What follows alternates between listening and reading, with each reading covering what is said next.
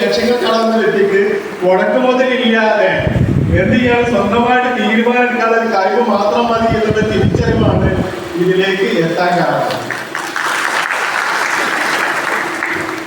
ഞാൻ നേടിയത് പറയുമ്പോൾ ഒരു കൈകളിൽ വന്നു അത് പറഞ്ഞു പറയാം.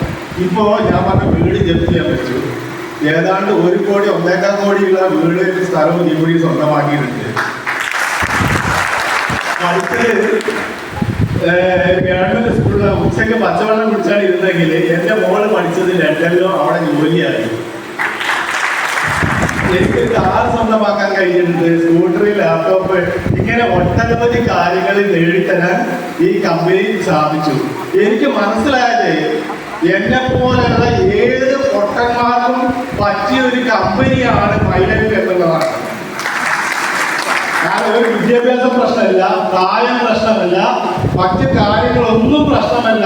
സ്വന്തമായിട്ട് തീരുമാനമെടുക്കാനുള്ള ഒരു കഴിവുള്ള ഏത് വ്യക്തിക്കും. കാരണം ഈ പ്രോഗ്രാം കഴിഞ്ഞ് നാട്ടിലെത്തുമ്പോ നീ എവിടുന്ന വരുന്നത് അറിയുമ്പോ ഞാൻ മൈലൈഫിന്റെ മീറ്റിംഗാണ് കഴിഞ്ഞ് വരുന്നത് എന്ന് പറയാൻ ചങ്കൂറ്റ ആർക്കുണ്ടോ അവരുടെ സീറ്റാണ് ഈ കോടീശ്വരമാണ് സീറ്റിൽ. ഇവിടെ നോക്കൂ, വിജയിക്കണമെന്ന് തീരുമാനമെടുത്ത് ഇറങ്ങി തിരിച്ചവരെ പിടിച്ചു കെട്ടാൻ ഒരു ശക്തിക്ക് സാധിക്കില്ല എന്നുള്ളതാണ് നമുക്ക് കാണിച്ചു തരുന്നത്. കാരണം 13 വർഷമായിട്ട്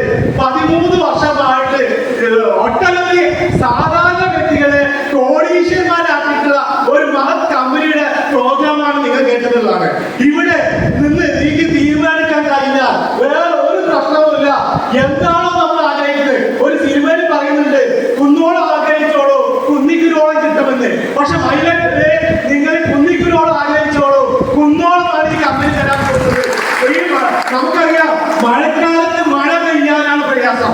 അതേപോലെ സ്റ്റാർട്ടിംഗ് സ്റ്റേജിൽ ചെറിയ വരുമാനം കിട്ടാനേ പ്രയാസമുള്ളൂ. പിന്നെ ഈ വർഷക്കാലം പോലെ ഈ മുൻനിരയിൽ നിൽക്കുന്ന ലീഡേഴ്സിനൊക്കെ ആഴ്ചയിൽ വന്നു ചേരുന്ന വരുമാനം എന്ന് പറയുന്നത് ചെറുതല്ല, ലക്ഷങ്ങളാണ്. ഇവിടെ നമ്മളൊക്കെ പറയാറുണ്ട് ഞാൻ അധ്വാനിക്കുന്നത് കുടുംബത്തിന് വേണ്ടിയാണ്, എന്റെ കുടുംബത്തിന് സെക്യൂർ ആയിട്ടാണ് നിൽക്കുന്നത്. എത്ര പേർക്ക് പറയാൻ പറ്റും ഈ ദുനിയാവില് ഈ സമയത്ത് എനിക്ക് കുടുംബം നോക്കാൻ കഴിയും, ജീവിതാന്ത്യം വരെ എന്റെ മക്കളോടൊപ്പം എന്റെ ഭാര്യയോടൊപ്പം ഞാൻ ഉണ്ടാവും എന്ന് പറയാൻ ആർക്ക് സാധിക്കും? ഇവിടെ ഇരിക്കുന്ന ഓരോ ലീഡേഴ്സും പറയാ ഞാനില്ലെങ്കിൽ പോലും എന്റെ മക്കൾ എന്റെ ഭാര്യ നാളെ എത്തിയതല്ല മറ്റുള്ളവരുടെ കഴിഞ്ഞിട്ടില്ല അവസ്ഥയില്ല. അവർക്ക് ജീവിക്കും എന്റെ മക്കൾ മറ്റുള്ളവരുടെ കഴിഞ്ഞിട്ടില്ല അവസ്ഥയുണ്ടാവില്ല. അതാണ് മൈലൈഫ്. ഇതാണ് മറ്റു കമ്പനി വ്യക്തമാകുന്നത്. അപ്പൊ ഞാൻ പറഞ്ഞു വരുന്നത് ഇത് എന്തെങ്കിലും ആവേശപ്പെട്ട് മൈക്കിൽ ഞാൻ പറഞ്ഞതല്ല. എല്ലാവർക്കും കമ്പനി വരുമാനം വാരി കോരി കൊടുത്തപ്പോ എനിക്ക് കമ്പനി നഷ്ടപ്പെട്ടത് കഴിഞ്ഞ എന്റെ ജീവിതം, എന്റെ കുടുംബ ജീവിതം എനിക്ക് തിരിച്ചു തന്ന ഒരു കമ്പനിയാണ് മൈലൈഫ് എന്ന് പറയുന്നത്. ഞാൻ കല്യാണം കഴിച്ചത് ഏതാണ്ട് 7 മക്കളുള്ള അവസാനത്തെ കുട്ടിയായിരുന്നു. അത്യാവശ്യം സ്ത്രീധനം ഞാൻ പോയിട്ടിട്ടല്ല, അവർ അവസാനത്തെ കല്യാണം കഴിച്ചിട്ട് കൊടുത്തു. പക്ഷെ എന്റെ കയ്യിൽ കിട്ടിയതോടുകൂടി ഉത്സവമാണ് പൂരി കഴിഞ്ഞാൽ പിറ്റേന്ന് ചെല്ലുമ്പോ ആ പറമ്പിന്റെ അവസ്ഥയ്ക്ക് അതുപോലെയായിരുന്നു അവരുടെ അവസ്ഥയെങ്കിൽ അങ്ങനെ എല്ലാം എല്ലാവരും രാവിലെ ജയിക്കുന്ന സമയത്ത് ഭക്തികാരം കേട്ടൊക്കെ ജയിക്കാൻ അപ്പൊ സുഖമാണ്. ഞാൻ കേട്ടിരുന്ന ഭക്തികാരം പറഞ്ഞാല് ചെമ്പും പാത്രം വലിച്ചതിന്റെ സൗണ്ട് കാലം പഞ്ചസാര പാത്രം എന്റെ കാലം അതൊന്നും ഇല്ലായിട്ട് വീട്ടിൽ പട്ടിണിയായിട്ട് ഇന്ന് അതല്ല, ഇന്ന് ഞങ്ങൾ സ്വപ്നത്തിലായിട്ട് വീരാനും ജീവിതം എന്താഗ്രഹിക്കാനും ഏറ്റവും വലിയ അന്ന് എന്നെ അവോയ്ഡ് ചെയ്ത ആൾക്കാർ മുന്നിലെ നെഞ്ചി വിരിച്ച് താക്കാൻ ഏറ്റവും വലിയ പ്രതികാരം എന്ന് പറയുന്നത് മധുര പ്രതികാരം എന്നുള്ളത് വിജയിച്ച് കാണിക്കുകയാണെന്ന എന്നെ പഠിപ്പിച്ച കമ്പനിയാണ് മൈലൈഫ്.